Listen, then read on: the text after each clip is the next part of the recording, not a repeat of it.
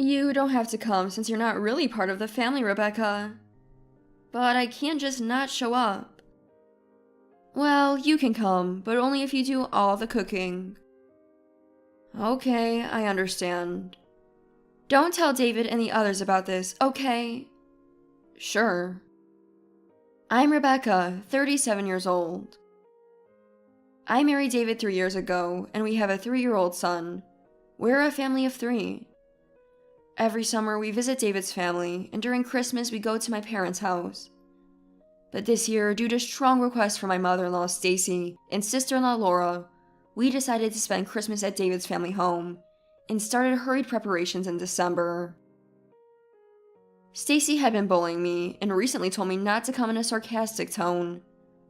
However, I couldn't just stay away, so on Christmas Eve, we drove for 2 hours to reach David's family home. We planned to stay for 3 nights, so I packed a large Boston bag with clothes and loaded the car with food and gifts for the stay. Upon arrival, Laura, David's sister, her husband, and daughter were already there. When I entered the house, Stacy and Laura greeted me warmly and seemed genuinely happy to receive the gifts I brought. Then, with a smile, Stacy said, "You must be tired from the long journey." Her kind demeanor, so different from how she behaves when we're alone, sent chills down my spine. Not only Stacy, but Laura too had been cold to me from the start, joining in the bullying. Stacy treated me like I was poor and blatantly said I didn't fit in with her family. Laura often pressured me to get a divorce. I thought about telling David about the bullying many times, but I didn't want to hurt him, so I kept silent. David believes Stacy and Laura are kind-hearted people. Plus, I didn't want to give up this normal life I had. So I thought enduring it just during family visits was enough. After arriving and chatting with everyone, we headed to the kitchen to prepare dinner. Suddenly, Stacy suggested handing out Christmas cards. At that time, only I, my son, Stacy, Laura, and Laura's daughter Donna were at home. David and the others had gone to a nearby grocery store to buy alcohol and were not around. In hindsight, I think Stacy had planned this moment. First, she gave Laura's daughter a Christmas card with money inside. It contained $100. The niece, only 6, didn't quite understand the value of $100, but was thrilled to hear she could buy toys with it. I felt giving a 6-year-old $100 was a bit much, but considering the wealthy lifestyle of my husband's family, it seems reasonable. Above all, Stacy adored her niece. That day she hugged her, saying, "So cute, so adorable," while nuzzling her cheek. In contrast, she had never shown such affection to my son. I guess a daughter's child is just more endearing. A daughter-in-law's child is, after all, someone else's. As I was thinking this, Stacy gave my son a Christmas card. The way she handed it over felt so indifferent, devoid of love, but I was relieved she treated my son equally. I was worried her mistreatment of me might extend to him, but even Stacy wouldn't do such a thing to her grandchild, it seemed. I thanked Stacy and urged my son to do the same. "Say thank you to Grandma." Then Stacy remarked, "Can't he even say thank you on his own? What kind of upbringing is that?" My son is 3 and can say thank you, but he seems to sense Stacy's constant bullying of me and is uncomfortable around her. So he rarely speaks in her presence. Looking down, my son heard Stacy say, "He's the ugliest of all my grandchildren." Even at 3, he understood the insult. He tensed up and hid behind me. I raised my voice. "How can you say such a thing?" But she nonchalantly said, "It's just a joke, a joke. Come on, open it and see what's inside." I wanted to return the card and leave, but my son bravely said thank you and opened it.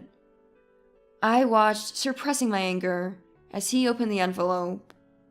When he did, I saw something other than money inside. Thinking Stacy had considerately put in stickers or something for a 3-year-old, I was curious. But as my son pulled it out, it was just a dry leaf. Stunned, I couldn't comprehend when Stacy said, "A poor child needs nothing more than a single leaf." I was speechless at Stacy, who said this with a mean laugh. I initially thought it was a joke, but Stacy was seriously harassing us. Laura, having witnessed this, "It was a great idea after all." Rebecca's face is priceless," she said mockingly, laughing at me. They had conspired together in this cruelty. I could endure them mocking me, but doing this to my son was unbearable. I hit my limit and confronted Stacy. "This is too much. If it's just a leaf, we're better off without it." Then Laura, with a devilish face, yelled at me. "Huh? You're saying it's a bother, even though Mom went out of her way to give it to you." Laura's words were echoed by Stacy. "That's right. This is a dry leaf from a tree in my garden that I've lovingly cared for. You should be grateful." Both Stacy and Laura brushed off my concerns, insisting I should be thankful even for a single leaf. "Why are you being so cruel? Have I done something wrong?" "My husband's an accountant and her husband's a doctor. David works at a big corporation too," she said, raising her voice. Laura added, "We're a wealthy family, an elite one. You married David just to get your hands on our family's wealth." Then it clicked. They disliked that I had become part of their elite family circle and were trying to drive me out. Of course I didn't marry David for his money. Hurt by their untrue accusations, I started crying. Seeing me crying and downcast, my niece, who was a bit away, came over concerned. "Aunt Rebecca, are you crying? Are you hurt somewhere?" I thanked my innocent, concerned niece. "No, I'm fine, thank you." Then Laura quickly intervened. "Aunt Rebecca has a stomachache. Come on, let's go. It's almost time for dinner." She whisked my niece away into the living room, seemingly to cover up the situation. Realizing I shouldn't show such a face to my niece or son, I wiped my tears and decided to start preparing the meal. With my niece's arrival, Stacy and Laura stopped their bullying, and I was able to focus on cooking in silence. As expected, neither of them looked after my son, so I let him play in the kitchen while I prepared some appetizers. While cooking, I couldn't help but cry again, thinking about why I had to endure such pain just to visit my husband's family. Just then, David and the others returned. I quickly put on a smile, not wanting them to see my tears, and went to greet them at the entrance. Stacy and Laura, who had been so mean just moments ago, now wore kind faces. Father-in-law Robert and brother-in-law John were utterly unaware of their cruelty, believing them to be kind people. Robert, with a gentle smile, carried the chicken they had bought into the living room. John happily went to the living room with his niece, and Laura followed them, looking content. To anyone just observing, they seemed like a truly happy family, but their true nature was completely different from what they had shown earlier. Even so, I didn't have the courage to disrupt this family's happiness. There were more harassments when no one else was looking, but I managed to get through the 3-night stay and return home. Finally, free from that hellish place, I was relaxing in the living room when David asked me, "Did something happen at home? You looked unhappy the whole time." I was surprised that David had noticed, but I pretended as if nothing had happened. "Really? Nothing's wrong," I said, but David wasn't convinced. I felt a mix of happiness and guilt when I realized David was so concerned about me. I hadn't planned to tell anyone about the abuse from the 2 women, but his kindness made me tear up, and I ended up sharing everything. I told him how they've been making snide remarks since we got married, calling me poor, a thief, urging me to divorce and leave. I even told him about the single dried leaf given as a Christmas gift to our son. As I recounted what I endured over the past 3 years, David's face turned red with shock and anger, trembling with rage. Showing him the dried leaf as evidence only fueled his fury more. David apologized, still angry. "I'm sorry, I didn't realize this was happening." It wasn't his fault, as he didn't know about the bullying. Moreover, I also had been hiding a truth about my family from his family, which was wrong. I guess I can't keep it a secret anymore. Thinking of my son, I realized I had to tell Stacy and the others about my family background. For that, I needed my parents' support. I called my mother and told her what had happened with Stacy and Laura.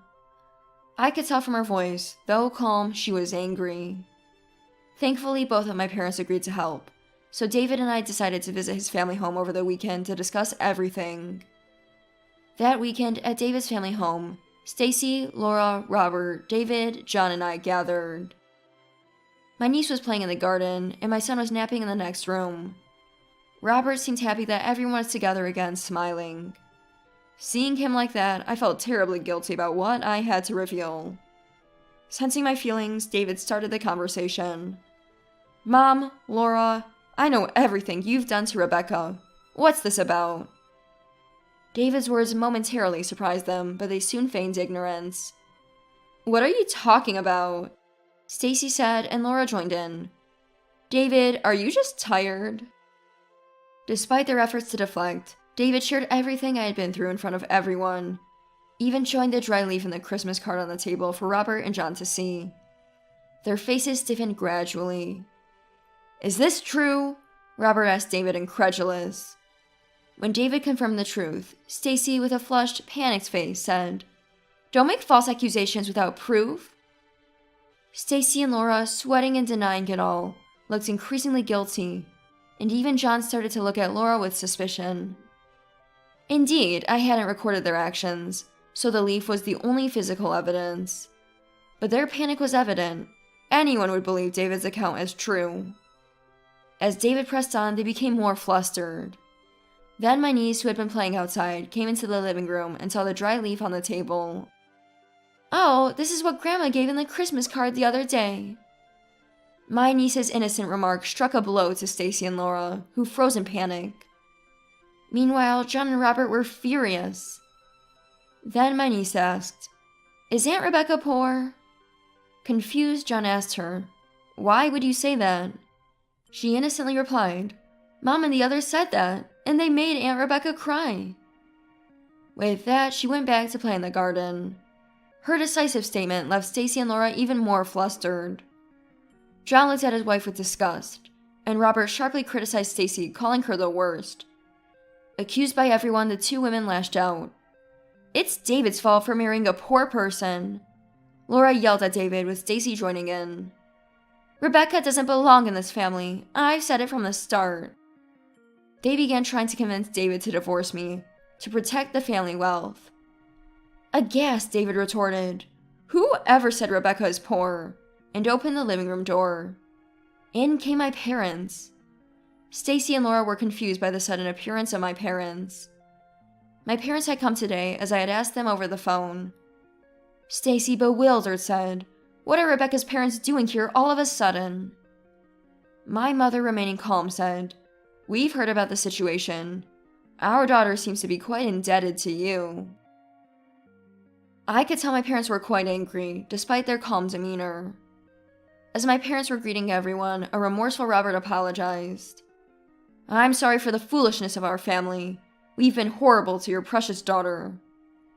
John also apologized, but the true culprits were the two women. My father asked Robert to stop apologizing and turned to Stacy and Laura. "We haven't had the chance to properly introduce ourselves. We're like this, you see." He handed them his business card. Stacy, thinking we were poor, carelessly accepted it with one hand. Laura, seemingly uninterested, took the card and handed it to John without a second glance. Upon seeing the cards, Robert and John's faces showed shock. Understandably so. My father's card listed the name of a well-known local company with CEO beside his name. My mother's card read Executive Director. Their company is a famous one, known to everyone. In fact, my family comes from a long line of distinguished lineage, and my parents are the main operators of the company. In other words, far from being poor, my family is super wealthy. Even housewives like Stacy and Laura knew of my parents' company, and were speechless with surprise. While surprised, Robert was curious why we had kept the truth hidden until now. Feeling apologetic for not telling Robert and John earlier, I decided to explain why I had concealed the facts about my family. I had always been troubled by being wealthy since I was young. The people who approached me were either after money or adults trying to please my parents. No one ever interacted with me sincerely, leaving me unable to trust anyone. Then I met David, and our relationship developed. We dated for 3 years, and David proposed to me. I was scared to tell the truth, but I couldn't keep it a secret if we were to marry, so I revealed everything about my family background. Despite this, David didn't change at all. Usually, when I mentioned being wealthy, people's attitudes change, and they would start asking for money, but David was different. I trusted David and decided to marry him.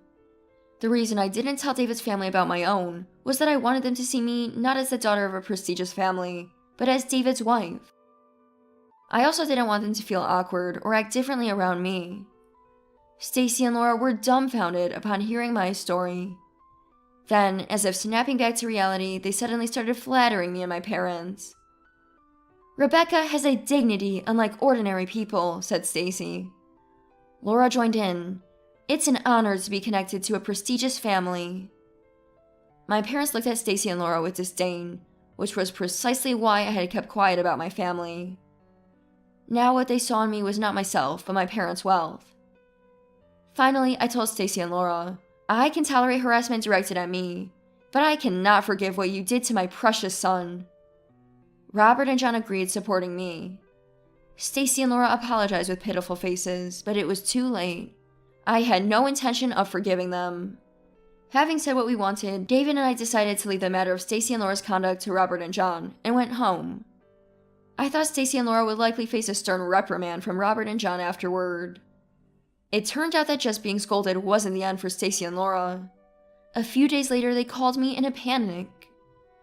Apparently, Robert had threatened Stacy with divorce, and she pleaded, "I'm about to be divorced.